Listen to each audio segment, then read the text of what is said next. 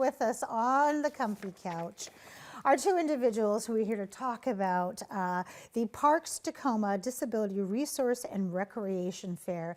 They are from our beloved Metro Parks of Tacoma. Please join me in welcoming Kat Murillo. You are the Adaptive and Specialized Recreation Coordinator for Metro Parks Tacoma. Welcome to Cityline. That's right. Yeah, thanks. Thanks for having me. Good to have you here. We haven't had you on the comfy couch. It's my first time. Well, there you go. Sit back, relax. It's very comfy. It is very comfy. I'm a little disappointed your dog is not here. Hobart is not here, though. I know. Yeah. Well, Hobart is busy getting fluffed up for his new family. That's good. Let's talk to you, Mr. Parker Ayers. How are you? It's good to see you again. Great to see you. I'm doing really well. It's been years since I've seen you. You are a recreation supervisor at Tacoma Parks, among many things.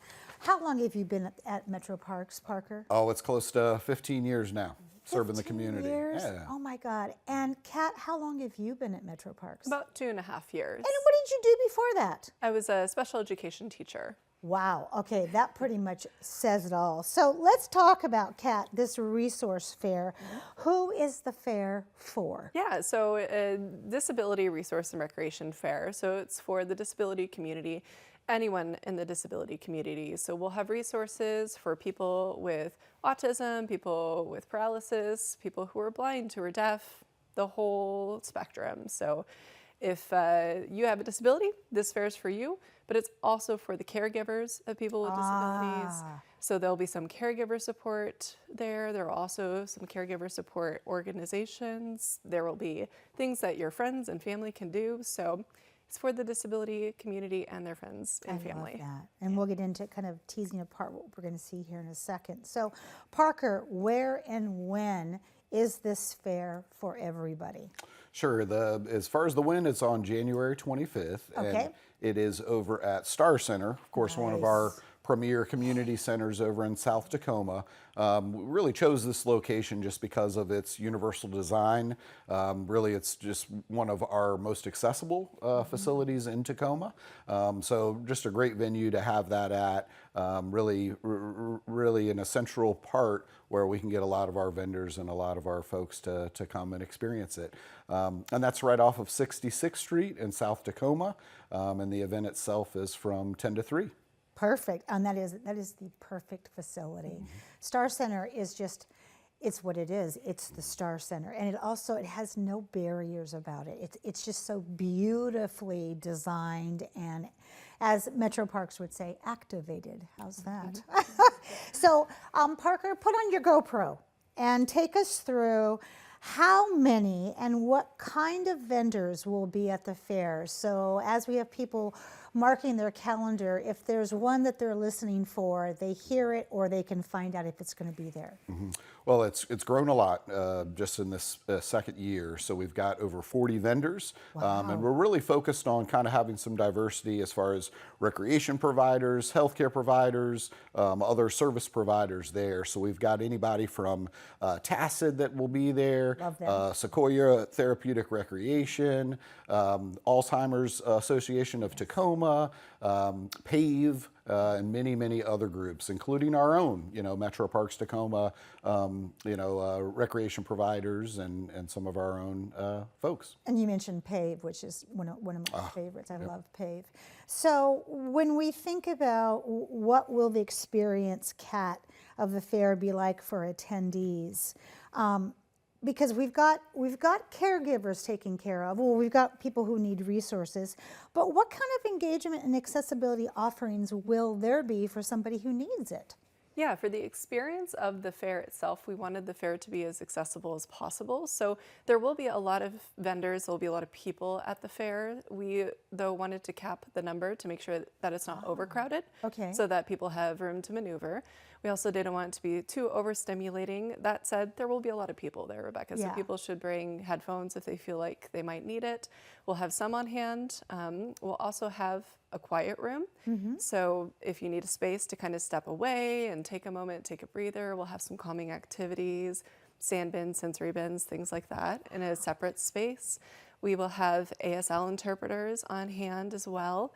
We really wanted to think through every possible support someone might need in order to access the fair. And then At the fair itself, we're also going to have some engaging activities. So we'll have some center of the room activities that people can engage in, kids can do while parents are going around to the vendors. There will also be a drawing that will have prizes donated by our vendors at the end of towards the end of the fair, and there's going to be a fun activity where you can earn extra tickets for the drawing by visiting vendors and speaking with them. A little bit of a vendor scavenger hunt. Oh, I like that. Yeah. You know, as you were speaking, Kat, I was thinking about Metro Parks has always done so well with being the bar of measurement. I mean, they set the bar really high for all of our parks, their programming, what they give back to the community. And what you just said now about engaging people, but also having a quiet room. I have not heard that language come out of Metro Parks before, and I'm really touched because as people show up and ask the question, or someone says, why are they wearing headphones? That's part of that education of lowering barriers that we don't always see when we get outside of that disability programming realm.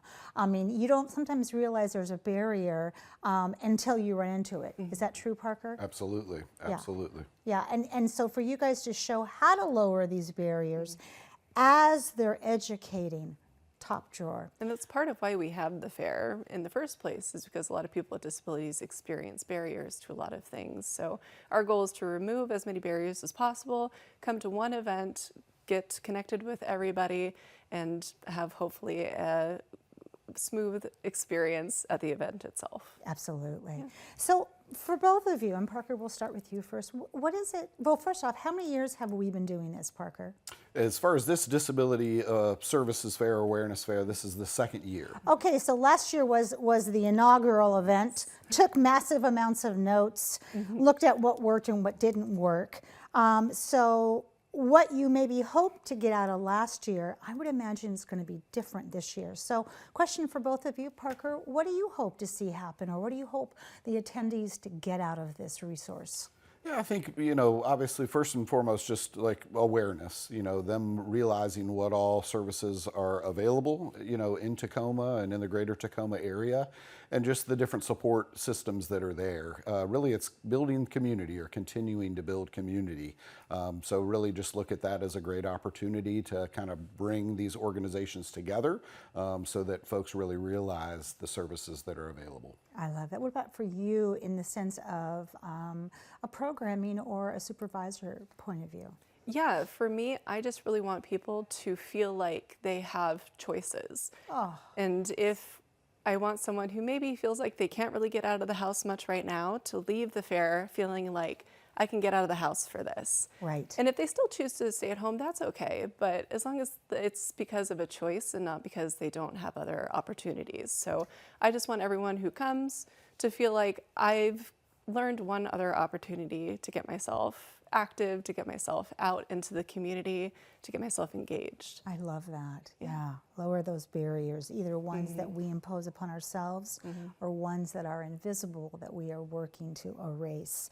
So, Kat, when we think about planning for this year, what kind of recreation programming is coming up? And then we have to say goodbye. Yeah, so I'm with the Adaptive and Specialized program area at Parks Tacoma, and we do camps. We have a spring break camp coming up for the Specialized and Sensory Friendly group. We do hangouts for youth. We do a young adult club. We do adaptive cooking.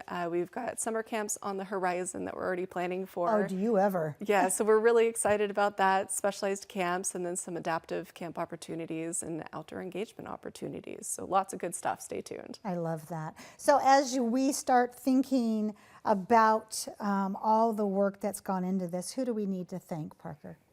I mean, we have a tremendous amount of staff that really help support this throughout the entire park district. Really thanking all the vendors and other care providers that are coming, and then all of our great volunteers. So anybody it's who just touched this. Yep, exactly. Oh, the whole network. Thank you both for all the work that you do that is not seen, and thank you for your team that we could not get on the couch today. And I want to have you back sooner than later, okay? Yeah, love to. It's a deal. When we come back after musical chairs, Brent Mason from the Seaport will be here. You don't want to miss that. We'll be right back.